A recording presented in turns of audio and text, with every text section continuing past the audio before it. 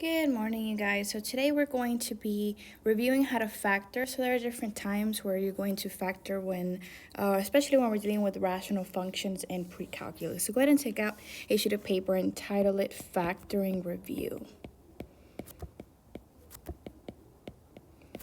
So we'll start off by reviewing the standard form of a quadratic,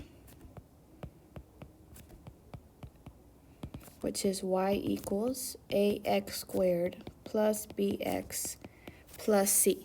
Now we're going to be especially dealing with a, b, and c. So the leading coefficient, and then the linear term coefficient, and then the constant term. Okay, let's review how to do the x method before we plug in actual numbers. So remember, you're always going to start off by drawing an x.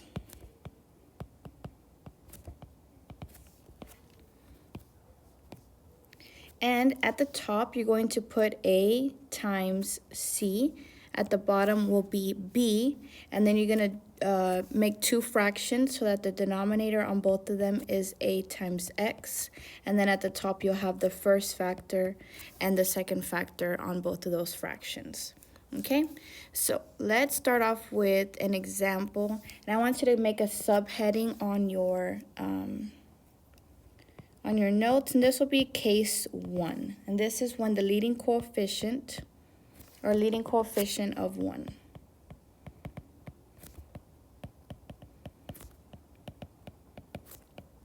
And the leading coefficient is a, by the way. So let's start off with the first example. Example 1 will be x squared minus 5x minus 14. Okay, so you may not have to do this every time, but it is useful to identify the values of a, b, and c. So you can just do that below your polynomial. Okay, now a, it's a common misconception to think that a is x squared if there's no number in front. But remember, if a variable doesn't have a coefficient, there's always an imaginary 1 right there. So the actual a value here is 1. Now for b, you always want to make sure you grab whatever sign is with it. So if it's a positive 5, b will be positive. If it's a minus 5, b will be negative 5. And the same thing with c. Basically, make sure you're taking the sign with you. So c here is negative 14. So let's start off by drawing our x method. So I'll make an x. And at the top, we'll have a times c, which is 1 times negative 14. That's negative 14. And then b at the bottom is negative 5. Now, in the fractions in the denominator, we have a times x. 1 times x is 1x. And then we're looking for two numbers that multiply to negative 14 but add up to negative 5. On the side, I recommend you write the multiples, all the possibilities that will multiply to negative 14. And as you are writing those two numbers, start thinking about which of them will add up to negative 5. So let's do that together. So starting, and don't worry about the negatives, just do positives, and then later on we'll figure out which one has to be negative and positive. So to get to 14, I can do 1 times 14. I can do 2 times 9.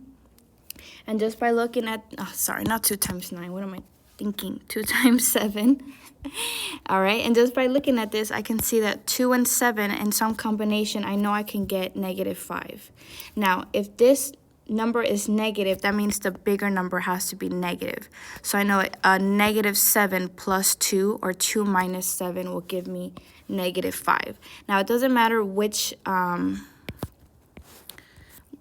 fraction you put these in. You could put the 2 here, the negative 7 here, or vice versa. That order does not matter.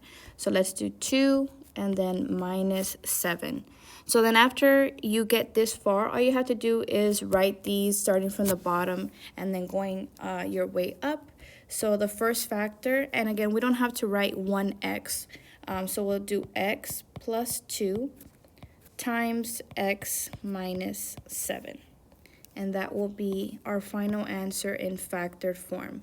If you want to ever check your work, you can either do FOIL or you can do the box method, and you should always end up with what you started with. Okay, let's do another example. This will be example 2. This one is x squared minus 7x minus 18. So again, let's start by identifying a, b, and c. So again, when x doesn't have a coefficient, it's a coefficient of 1, b is negative 7, and c is negative 18. Let's do our x method. 1 times negative 18 is negative 18, and b is negative 7. Down here, we'll have a times x. And then we'll find the multiples that give us 18. Again, don't worry about positives and negatives for now. So 1 times 18 is 18. 2 times 9 is 18. 3 times 6 is 18. And just by looking at this, I feel like I can make a combination with 2 and 9 to give me negative 7. Again, if it's negative 7, that means the bigger number is going to have to be negative. So 2 minus 9 is negative 7, or negative 9 plus 2 would give me negative 7. So my two factors will be negative 9 and positive 2. And again, you're going to work your way up as such. And those are going to be your two factors, x minus 9 times x plus 2. And again, if you want to check your work, you can do the box method or FOIL, and you should end up with the original problem. Okay, so those are two examples when the leading coefficient is 1, but that won't always be the case. So we also have the case where this will be case 2. When the leading coefficient is any number.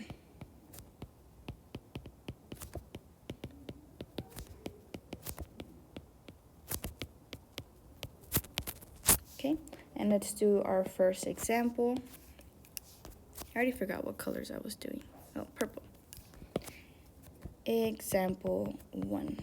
Okay, 5x squared minus 18x plus 9. Okay, start by identifying a, b, and c. A is 5, b would be negative 18, and c is 9. So we'll do our box method off to the side. And so we're going to put 5 times 9, a times c up here. So 5 times 9, that's 45. And then b is negative 18. Okay, so we'll start writing all the multiples of 45. So that's 1 times 45 gives me 45.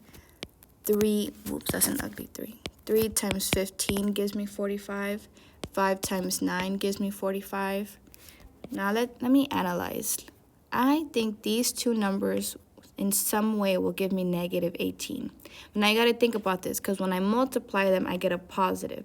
But when I add them, I get a negative. So the only way I can get a positive is if both of them are negative, right? Because two negatives make a positive. And then if I add two negatives, I would end up with negative 18. Okay, so, oh, I forgot to put the 8x at the bottom, where a here is 5. And then so my two factors will be negative 3 and negative 15. Okay, now when you get this far, you're going to want to ask yourself if you can simplify these coefficients here. So negative 3 divided by 5, that does not simplify. But negative 15 divided by 5, that's just negative 3. So I'm going to set this equal to negative 3 over x, and that's the way you can simplify those. And then so my you're going to start from the bottom. 5x minus 3 is my first factor times x minus 3. And that will be my final answer in factor form. 5x minus 3 times x minus 3. Let's do another example. We got 2x squared plus 3x minus 9. Okay, start by identifying a is 2, b is 3, and c is negative 9. We'll do our x method. A times c, that's 2 times negative 9, that's negative 18, and b is 3. On the sides, we have ax, a is 2, and then we'll start figuring out the multiples of negative 18. Again, don't worry about the negatives for now. We'll figure it out when we see we have a combination that might work. We have 1 times 18, 2 times 9, 3 times 6, and I think that could work. So I need a negative when I multiply, so I know one of those two factors has to be negative, but this is a positive 3. That means that the minus is going to be a minus 3, because I need this to I need the down here to be positive. So I'm going to have a minus 3 plus 6, and that's what makes the most sense. So I'm going to put that here. And now ask yourself if you can simplify.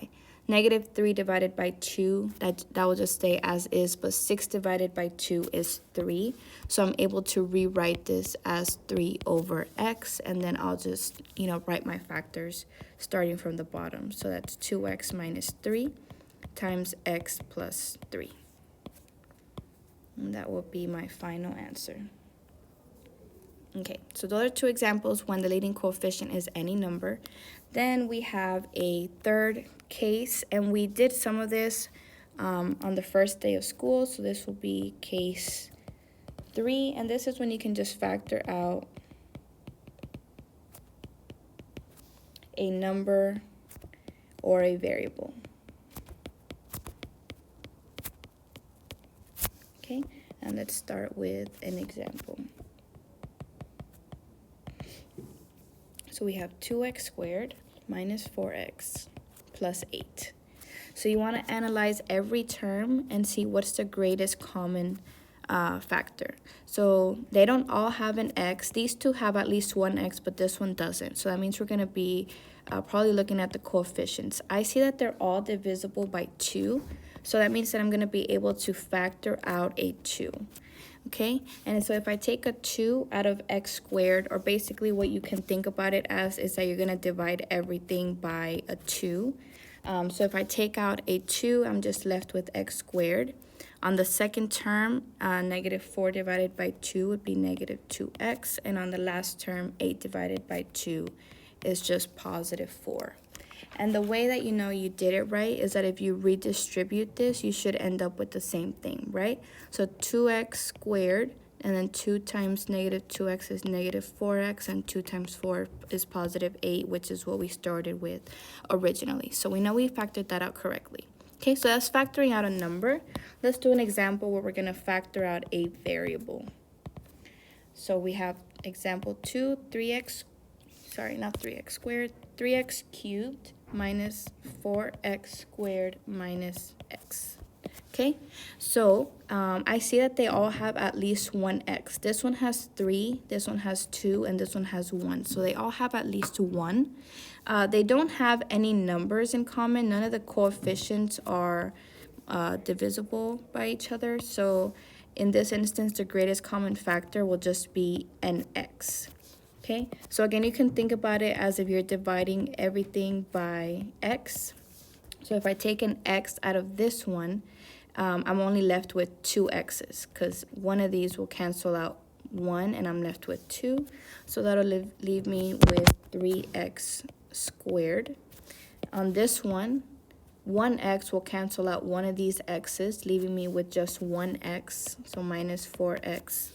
And here, negative x divided by x, these two x's will cancel, so you'll just be left with negative 1, because don't forget that these have a coefficient of 1, right? So even though the x's cancel, negative 1 divided by 1 is negative 1, okay? And so if you want to check your work, again, just redistribute it, and you should end up with what we originally started. So our final answer is x times 3x squared minus 4x minus 1. Okay? Make sure you box in your answers also.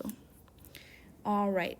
Then the last case, and that is when we have a difference of perfect squares.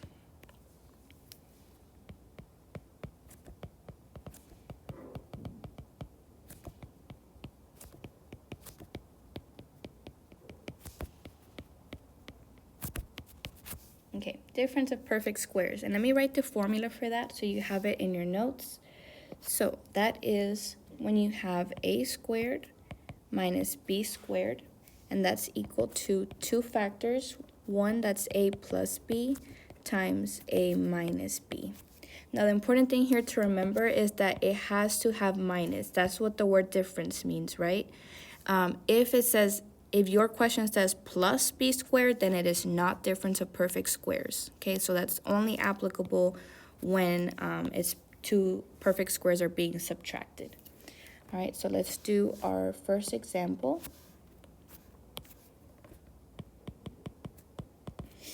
So we can do x squared minus 4.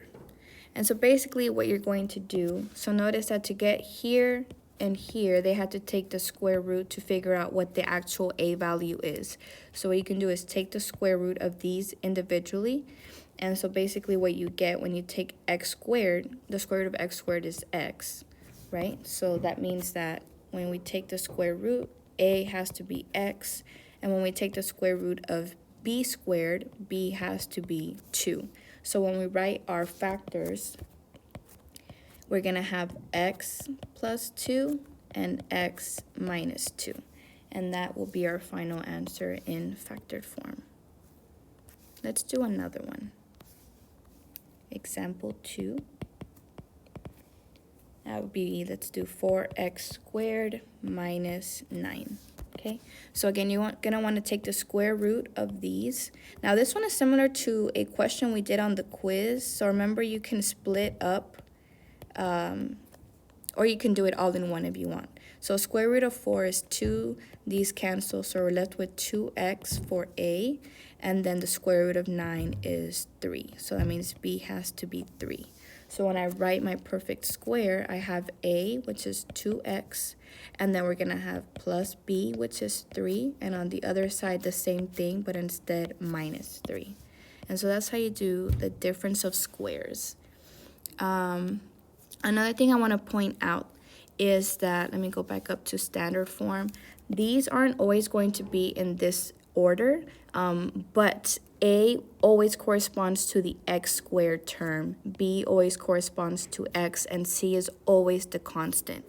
So there are instances where maybe it'll look like this. Oops. And you have to rearrange it. So just make sure that before you start labeling a, b, and c, that you get it into standard form, because that won't always be the case. But yeah, so I hope this helps, and we'll do some more practice problems in class, okay? See you soon. Bye.